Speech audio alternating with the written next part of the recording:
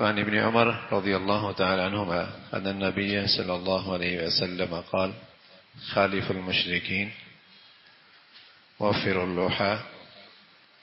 وكان ابن عمر إذا حج أو اعتمر قبض على لحيته فما فضل أخذه. یہ اللہ کے نبی صلی اللہ علیہ وسلم کا ارشاد ہے کہ شوارب مونچھیں کٹواؤ اور داڑھی بڑھاؤ. وخالف المجوس، مجوسیوں کی مخالفت کرو. مجوسی مونچھیں بڑھاتے تھے، داڑھی کٹواتے تھے. اگلی روایت میں فرمایا خالف المشرکین، مشرکین کی مخالفت کرو، داڑھی بڑھاؤ اور مونچھیں کٹواؤ. مشرک اور مجوسی داڑھی کٹوایا کرتے تھے، مونچھیں بڑھایا کرتے تھے. نبی علیہ الصلوۃ والسلام مونچھیں کٹوایا کرتے تھے، داڑھی بڑھایا کرتے تھے. مجوسی اور مشرک مونچھیں بڑھایا کرتے تھے، داڑھی کٹوایا کرتے تھے. ہمارے پیارے نبی داڑھی بڑھایا کرتے تھے، مونچھیں کٹوایا کرتے تھے.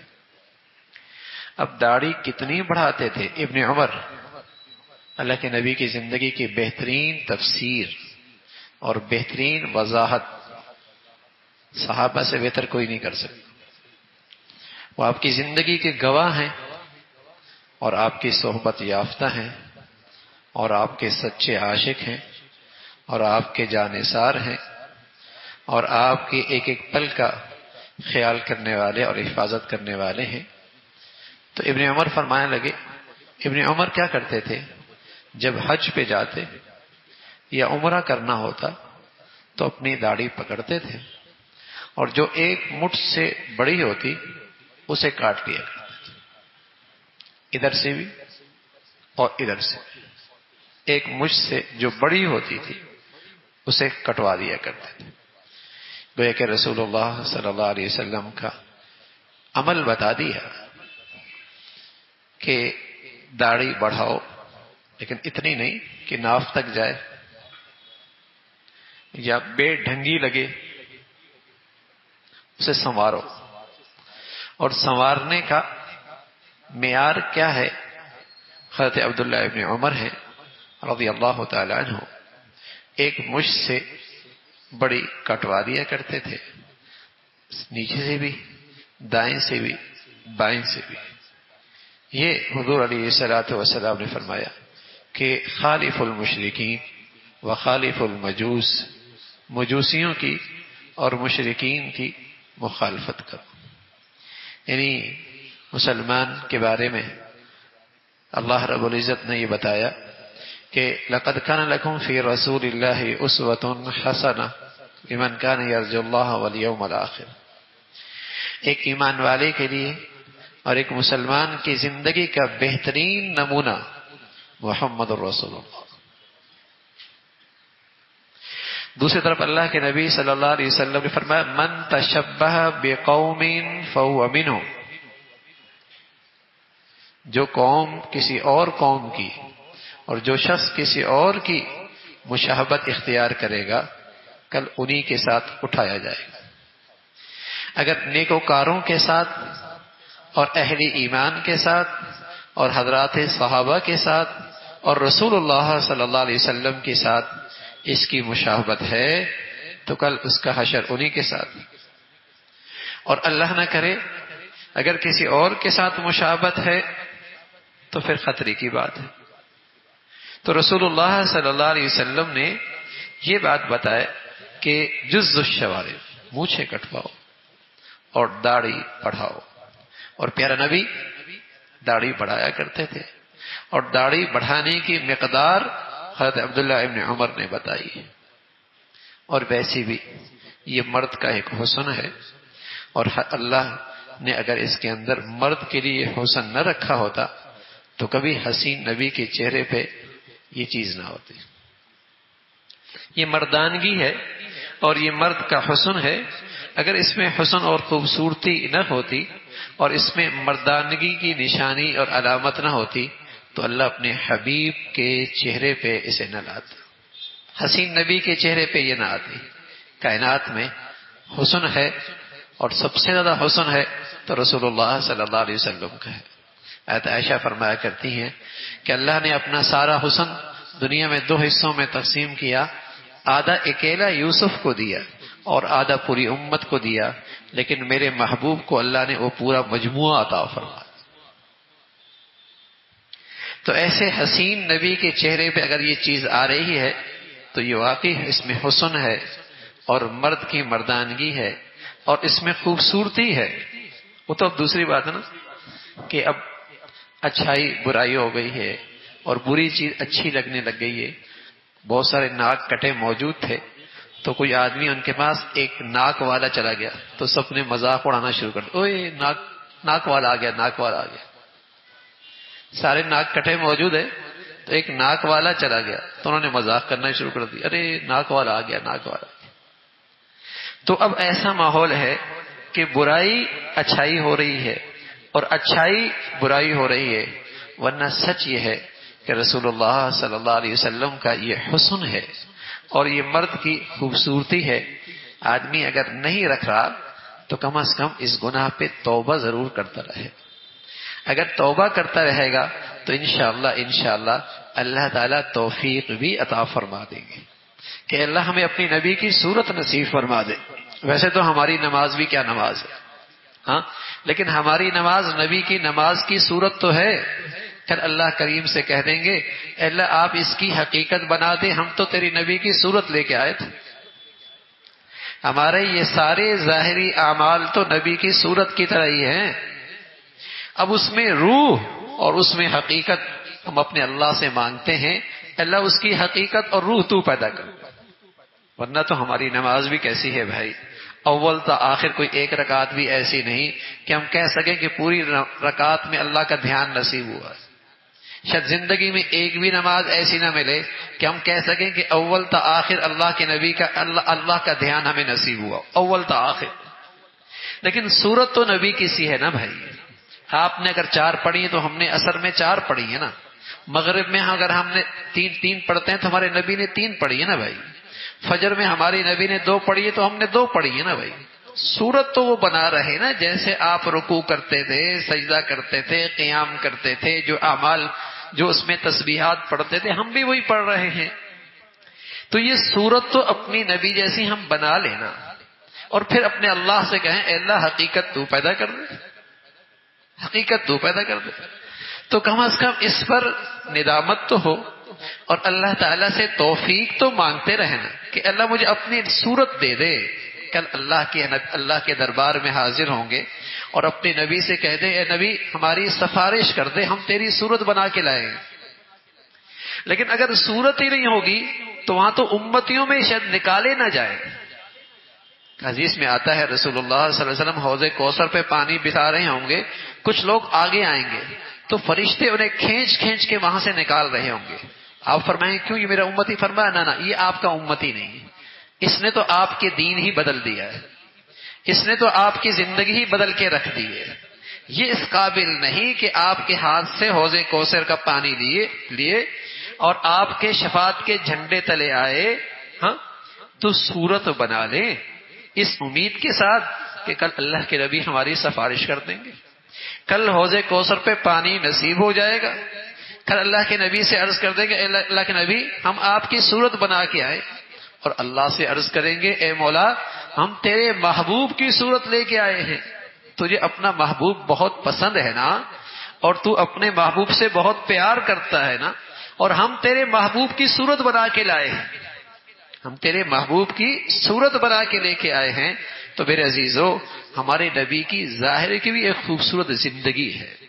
ہاں حدیث میں آتا ہے رسول اللہ صلی اللہ علیہ وسلم کی اہلیہ عائشہ فرماتی ہیں رضی اللہ تعالیٰ عنہا کہ 10 چیزیں تو ایسی ہیں جو فطرت کا تقاضا ہے، فطرت سلیمہ، اچھی فطرت، اور سارے نبیوں کی یہ تعلیم رہی ہے.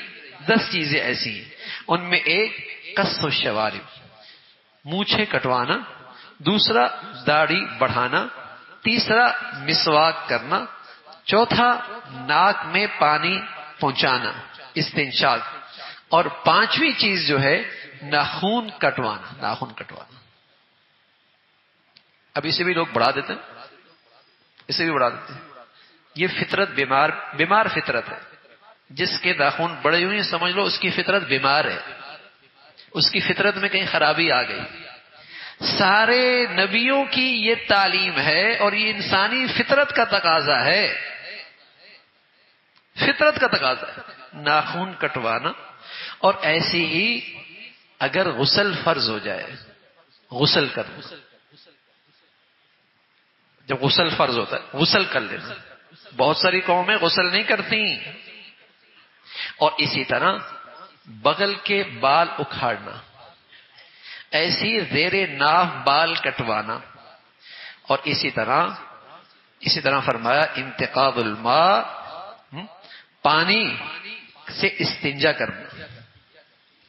دیکھو کیا بات ہے اللہ کے نبی نے بتائی ہے، فطرت کی چیزیں۔ آج دنیا میں فطرت کتنی بدل گئی ہے، پانی نہیں ملتا وہاں، بظاہر بڑے ظاہر طور پہ بڑے ٹیپ ٹاپ، بڑی خوبصورت، بڑے اچھا خوشبو استعمال کرتے ہیں، اور اندر کے گندے، پانی کوئی نہیں، احتلام غسل کوئی نہیں، استنجا پانی کوئی نہیں۔ اور یہ ساری آج غیر فطرتی چیزیں کفار کے پاس موجود ہیں، یہ ساری چیزیں موجود ہیں۔ وہاں احتلام پہ غسل نہیں، وہاں استنجا کے لیے پانی نہیں، وہاں ناف کے بال کاٹنے کا تصور کوئی نہیں، وہاں زیر ناف بال صاف کرنے کا تصور کوئی نہیں، وہاں ناخن بڑے بڑے ہیں، یہ ساری چیزیں موجود ہیں، غیر فطرتی چیز ہیں۔ فطرت کیا ہے؟ ہمارا دین تو فطرت کے مطابق ہے۔ سارے نبیوں کی تعلیم وہ ہوتی ہے جو انسانی فطرت کا تقاضا ہے، صفائی، طہارت، نظافت اس میں ہے۔